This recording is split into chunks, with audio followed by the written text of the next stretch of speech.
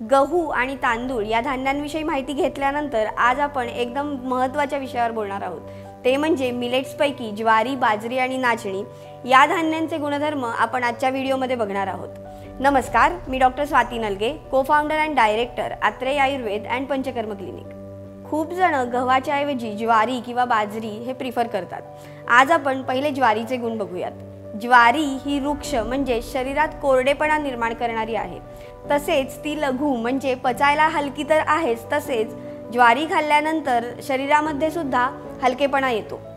शीत म्हणजे स्वभावाने थंड आहे।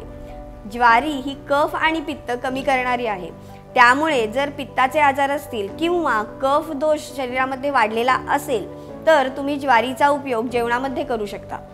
ज्वारी जशी कफ आणि पित्त दोष कमी करणारी आहे, तसेच तिच्या शीत आणि वृक्ष गुणामुळे वात वाढवणारी सुद्धा आहे। त्यामुळे ज्या लोकांना वात वाढल्यामुळे सांधेदुखीसारखे त्रास होत असतात त्यांनी मात्र त्यांच्या जेवणामध्ये ज्वारीचा जास्त प्रमाणात वापर करू नये। त्यातूनही करायचा असेलच तर ज्वारीच्या भाकरीवर तूप किंवा लोणी लावून घ्यावे। ज्वारीची माहिती बघितल्यानंतर आता आपण बाजरी या धान्याविषयी बघूया। बाजरी ही चवीने गोड, थोडीशी तुरट असून ती स्वभावाने उष्ण असते। तसेच बाजरीने सुद्धा शरीरामध्ये रुक्षता किंवा कोरडेपणा निर्माण होऊ शकतो। बाजरी ही पचायला हलकी असते। उष्ण असल्यामुळे शक्यतो आपण थंडीमध्ये बाजरी जास्त सेवन करतो। याच प्रकारे उन्हाळा किंवा शरद ऋतू म्हणजेच ऑक्टोबर हीटमध्ये बाजरीचा वापर जास्त प्रमाणात नक्कीच करू नये। बाजरी कोणी खावी?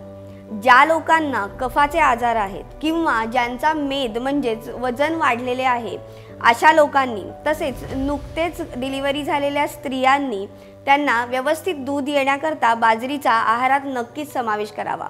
या उलट ज्यांना पित्ताचा त्रास आहे किंवा मूळव्याध, फिशर यासारखे आजार आहेत त्यांनी मात्र बाजरीचा वापर करणे शक्यतो टाळावे किंवा एकदम कमी प्रमाणात खावी। आता सर्वात शेवटी बघूयात नाचणी या धान्याविषयी। छोटीशी दिसणारी नाचणी ही स्वभावाने अनुष्ण म्हणजेच खूप थंड पण नाही आणि खूप गरम पण नाही अशी असते, तसेच ती पचायला खूप हलकी असते।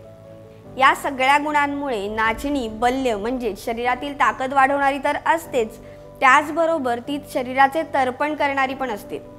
शरीरात जर रक्त दूषित झालं असेल तर नाचणी हे एखाद्या औषधाप्रमाणे काम करते। तसेच ती पित्त कमी करणारी तर आहेच, पण त्याचबरोबर ती वात, पित्त आणि कफ या तिन्ही दोषांचे शमन करते।